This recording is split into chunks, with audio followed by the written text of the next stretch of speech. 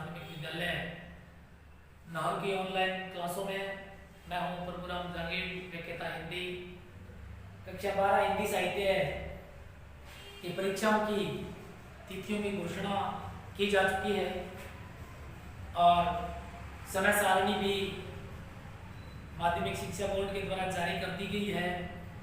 तो सभी छात्र छात्राएं अपने अच्छी से तैयारी करें। इससे पहले क्लास में आपने पढ़ा था वाणी के डिक्टेटर कबीरदास जी के बारे में और उसी कड़ी के अंतर्गत आज अपने पढ़ने जा रहे हैं मुंशी प्रेमचंद। मुंशी प्रेमचंद का जो वास्तविक नाम था वो था धनपत राय और इनका जन्म जो है वो 31 जुलाई 1880 को वाराणसी के निकट लम्बी गांव में हुआ माना जाता है और इनकी मृत्यु जो है वो 8 अक्टूबर 1936 को वाराणसी में। इनके पिता का नाम था अजायब राय और इनकी माता का नाम था आनंदी देवी और इनके माता पिता बचपन में ही स्वर्ग सिधा जाते हैं। बताया जाता है कि मुंशी प्रेमचंद की माता का निधन जब मुंशी प्रेमचंद 7 वर्ष के थे तब इनकी माता का निधन हो गया था और 14 वर्ष की अल्पायु में ही इनके पिता की जब मुंशी प्रेमचंद 14 वर्ष के थे तब इनके पिता का निधन हो जाता है। जिनके माता पिता होते हैं उनको इस बात का एहसास नहीं होता कि हमारे माता पिता है, पर जिनके नहीं होते उनको बड़ी शिद्दत से एहसास होता है कि हमारे माता पिता नहीं है।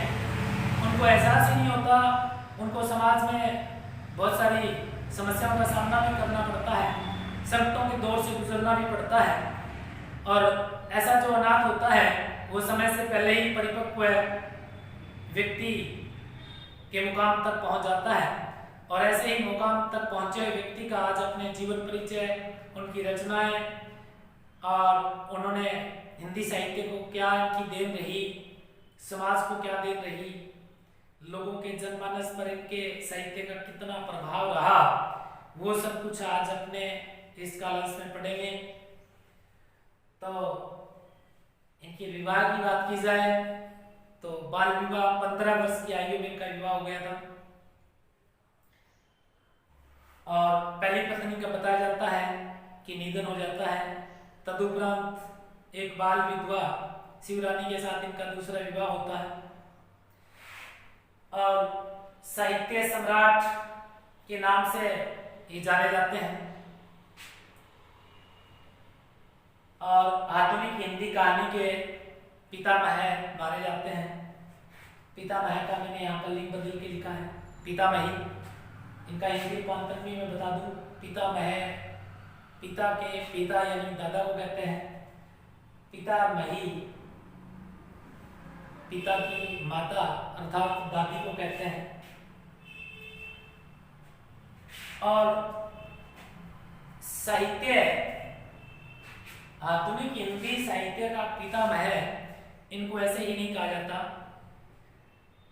ऐसे दौर में जब सब लोग निराशा के अंधकार में डूब चुके थे और उस समय प्रकाश, लोगों के हृदय में प्रकाश फैलाने का जो कार्य किया था वो मुंशी प्रेमचंद ने किया था। जैसा कहा भी जाता है कि जहां न पहुंचे रवि और वहां पहुंचे कवि और कवि ने पहुंचकर लोगों में क्या क्या जागृति लेकर आए वो मैं आगे बताऊंगा, पर उससे पहले साहित्य क्या चीज है वो मैं थोड़ा सा बता दूं। साहित्य इसका तत्सम रूप पढ़े साहित्य का तो वांग में यहां लिख देता हूं मैं, वांग में वाक धन में और ये अनुनासिक व्यंजन संधि का उदाहरण है। वांग में जो तत्सम रूप है साहित्य का वाक धन में, वाक का शाब्दिक अर्थ होता है वाणी, में का मतलब होता है अनुसार या सहित। जो वाणी सहित अनुवर्त रूप से आगे बढ़े, वो साहित्य लिटरेचर जो अंग्रेजी का शब्द है। बात यहाँ आ गई अनुनासिक व्यंजन संधि। तो अनुनासिक व्यंजन संधि का नियम भी मैं बता देता हूँ आपको कि जब किसी भी वर्ग 4 ही होते हैं, वर्ग 5 होते हैं, क च ट ट प, वर्ग उसी को कहेंगे जिसमें 5 अक्षर होते हैं। जब किसी भी वर्ग का प्रथम वर्ण क च ट ट प आए और उसके बाद में यदि न या मैं आता है तो वह प्रथम वर्ण का जो अक्षर है वो अपने ही वर्ग के 5वें अक्षर में तब्दील हो जाता है।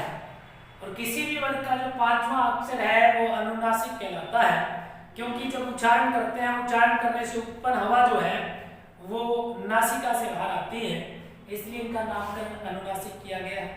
5 अनुनासिक वर्ण होते हैं। तो अंधकार है वहां जहां आदित्य नहीं, आदित्य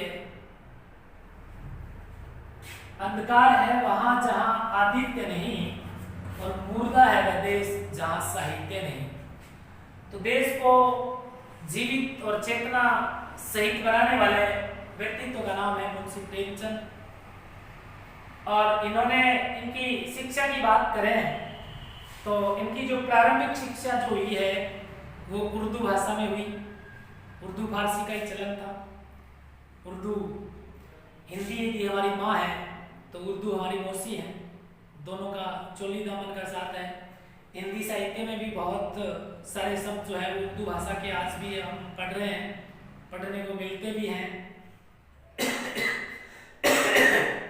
व्युत्पत्ति के आधार पर कोई भी भाषा है, जैसे अपनी हिंदी भाषा को ले लें तो हिंदी भाषा भी अपने आप में पूर्ण नहीं है, क्योंकि बहुत सारे ऐसे शब्द हैं जो हिंदी में नहीं है। तो इसलिए अपने व्युत्पत्ति की दृष्टि से देखें, व्युत्पत्ति की दृष्टि से शब्द 4 प्रकार के होते हैं। सबसे पहले नंबर 1 होता है तत्सम। तत्सम 2 शब्दों से मिला, तत् उसके यानी संस्कृत के, सम में समान। ऐसे शब्द जो संस्कृत भाषा में संस्कृत भाषा के शब्दों हिंदी भाषा में ज्यों के त्यों ग्रहण कर लिए गए वो तत्सम शब्द कहलाए। तद्भव रूप जो संस्कृत से आए तो संस्कृत से हैं, पर हिंदी में आने पर उनका थोड़ा बहुत रूप परिवर्तन हो जाता है। ऐसे शब्दों को तद्भव शब्द कहा जाता है। और कई कहते हैं कि भारत इतनी विविधताओं का देश है कि कोस कोस पर बदले वाणी और 4 कोस पर बदले पानी वाली कहावत चित्रार्थ होती है। तो तीसरा जो प्रकार है शब्दों का व्युत्पत्ति की दृष्टि से है वो है देशज शब्द। और देशज शब्द एक क्षेत्र विशेष में बोली जाने वाली जो बोली है, बोली और भाषा में अंतर बता दूंगा आपको। कई लोग भाषा और बोली को एक ही बात मान लेते हैं, दोनों में अंतर होता है। वैसे तो सामूहिक रूप से देखें क्योंकि एक परिभाषा ये सामूहिक रूप से इनकी परिभाषा देना चाहें कॉमन रूप से, सार रूप से, तो वह माध्यम जिसके द्वारा एक व्यक्ति अपने विचार दूसरे तक पहुंचाता है और दूसरे के विचारों को ग्रहण करता है। ऐसा करने का जो माध्यम है वो भाषा या बोली कहलाती है। भाषा और बोली का प्रमुख अंतर यह है कि भाषा एक लंबे चौड़े क्षेत्र में बोली जाती है, जैसे हिंदी भाषा है अपने पूरे भारत क्षेत्र में बोली जाती है, पूरे भारत भर में बोली जाती है, इसका क्षेत्र लंबा चौड़ा हो गया। बोली का जो क्षेत्र है वो सीमित होता है। जैसे राजस्थान की ही बात करें तो राजस्थानी भाषा के भी अनेक भाग हैं। जैसे अपने नागौर की बात करें तो वहाँ मारवाड़ी बोलेंगे, सिक्कर झुंझुनू की बात करें शेखावाटी बोलेंगे, जयपुर की बात करें तो ढाडी बोली जाएगी। उसी तरह से डिंगल पिंगल ये भी बोली राजस्थानी भाषा की शाखा है। अलग अलग क्षेत्र की अलग अलग बोली होती है। और चौथा तीसरा जो व्युत्पत्ति की दृष्टि से प्रकार है शब्दों का, वो है विदेशज, कि जो अपनी भाषा में जो शब्द नहीं है वो विदेशी भाषाओं से ले लिए जाते हैं, या यूं कहें कि भारतीय जो सभ्यता और संस्कृति रही है वो विश्व की बहुत सारी सभ्यताओं और संस्कृतियों का लालन पालन करने वाली रही है। भारत में हम पढ़ते हैं, इतिहास में पढ़ने को मिलता है कि यहाँ पर अंग्रेजों ने भी शासन किया, उससे पहले हूण भी आए, कुषाण भी आए, डच भी आए, फ्रांसीसी भी आए, मुगल भी आए, अरब से तुर्क आक्रमणकारी भी यहाँ आए।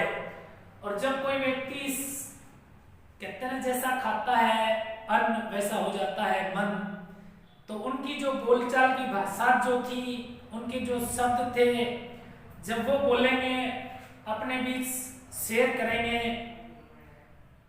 साझा करेंगे, तो हम कुछ न कुछ, वो एक राजस्थानी कहावत है कि कालिए गन धोलियो बेटे जगन में तो बुद्धि जरूर आवे।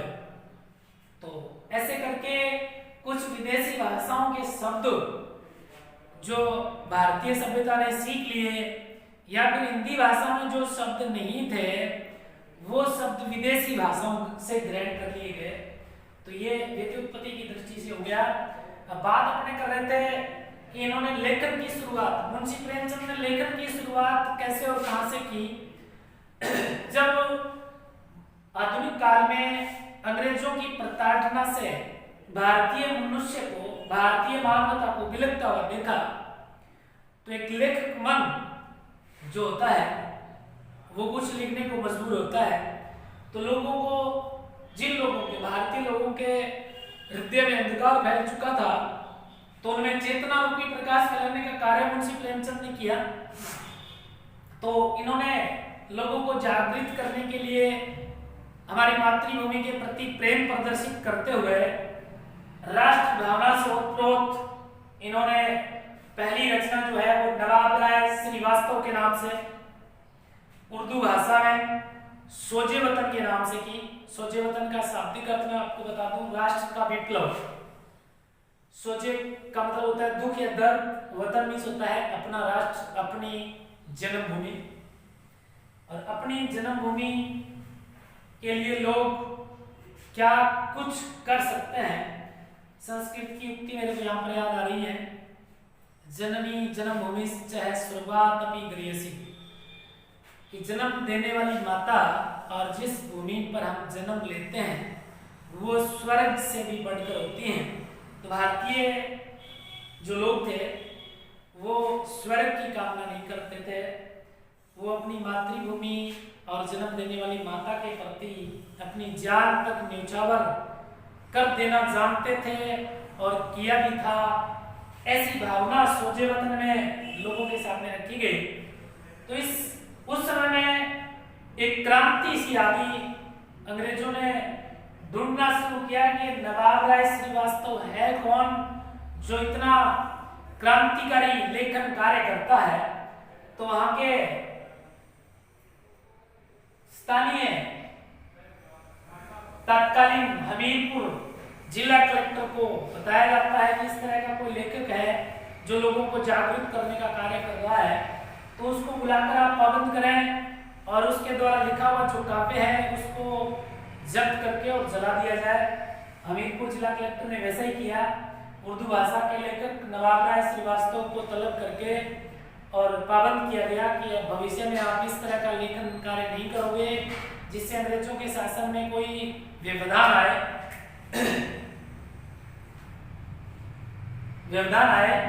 तो उन्होंने सोचे वतन को जब्त कर लिया और इनको आगे भविष्य में लिखने से पाबंद कर दिया। उसके बाद में कहते हैं नवाब राय श्रीवास्तव भूमिगत हुए, नजर ही नहीं आए बाद में, और फिर उन्होंने उर्दू में लिखना भी छोड़ दिया और अपना जो नाम था नवाब राय श्रीवास्तव वो भी उन्होंने छोड़ दिया। उसके बाद हिंदी भाषा में लेखन कार्य शुरू किया, नाम रखा मुंशी प्रेमचंद। तो मुंशी के बारे में भी लोग जो है वो एक मत नहीं है कि मुंशी शब्द इनके नाम के साथ कैसे जुड़ा। कहते हैं कि जो पिता थे अजायब राय, वो एक डाक मुंशी थे, इसलिए मुंशी शब्द को इसके नाम के साथ जोड़ दिया गया। और एक जगह ये भी लिखा हुआ आता है कि मुंशी प्रेमचंद ने अनेक प्रकाशनों में कार्य किया, अनेक प्रकाशन खरीदे भी। कहते हैं सरस्वती प्रकाशन को इन्होंने खरीदा था और खरीदकर स्वयं लेखन कार्य, स्वयं पत्रिका निकालते थे अपने प्रधान संपादकत्व में। और कालांतर में कहते हैं ये प्रेस घाटे में चला गया तो इसको बंद करना पड़ा। उसके बाद में इन्होंने हिंदी की एक बहुत बड़ी पत्रिका हंस पत्रिका निकाली थी।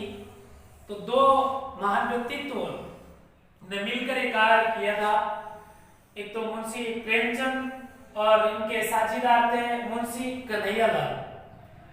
उस पत्रिका पर जो नाम छपता था वो मुंशी कन्हैयालाल सिर्फ मुंशी लिखा करते थे और प्रेमचंद अपना नाम प्रेमचंद ही लिखा करते थे।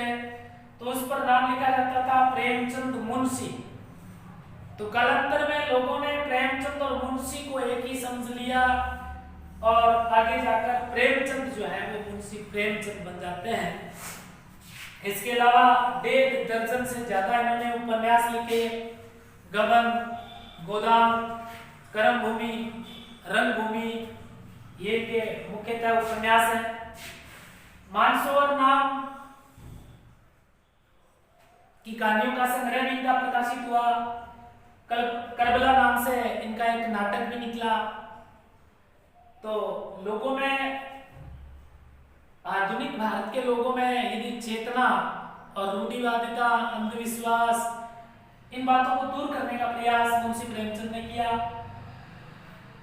और विवादों से भी अछूते नहीं रहे, विवाद भी इनके साथ, विवादों के घेरे में भी मुंशी प्रेमचंद आते हैं।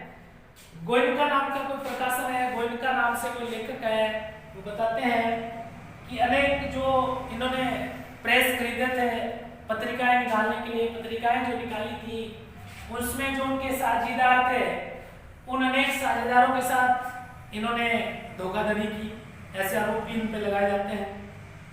और एक बहुत बड़ा आरोप इन पर यह भी लगाया जाता है कि कहाँ तो मुंशी प्रेमचंद लोगों की रूढ़िवादिता, अंधविश्वास, इस तरह की अवधारणाओं को दूर फेंकने का कार्य करते हैं। एक जगह ये भी लिखा आता है कि अंतिम समय में इन्होंने अपनी पुत्री का इलाज करवाने के लिए झाड़ फूंक, इस तरह का सहारा लिया था। तो ये कहीं ना कहीं हो सकता है, जो जैसा सोचता है वैसा बता सकता है, पर बुद्धिमान लोग इस बात पर शायद ही विश्वास करें, क्योंकि मुंशी प्रेमचंद का जो काव्य है वो लोगों में एक नई चेतना और वास्तविकता को अंगीकार करने की प्रेरणा देता है। तो उसमें झाड़ फूंक का ऐसा कोई शब्द लिखा ही नहीं गया है और इनका नाम इनके साथ जोड़ा गया है। ऐसा हो सकता है इनके कोई विरोधी रहे हों, इन्होंने ऐसा लिख दिया हो, क्योंकि आज आदमी कहते हैं ना, अपने दुख से दुखी नहीं है, उतना दूसरे के सुखों से ज्यादा दुखी होता है, दूसरों के सुखों से ज्यादा दुखी होता है। तो लोग एक दूसरे की, हो सकता है उस समय इतनी प्रसिद्धि इन्होंने प्राप्त की, इतना नाम इनका चर्चित रहा, एक नाम नहीं 3 नाम इन्होंने अपने बदल कर भी प्रसिद्ध कर दिए। और आज अपना एक ही नाम प्रसिद्ध करने में अपने एड़ी चोटी का जोर लगा देते हैं तो भी एक नाम भी प्रसिद्ध नहीं होता। और उन्होंने अपने जीवन में 3 नाम बदलकर और तीनों नाम चर्चित कर दिए। तो ज्ञान के मामले में इनका कोई सानी नहीं था, ये तो हमें मानना ही पड़ेगा। धन्यवाद।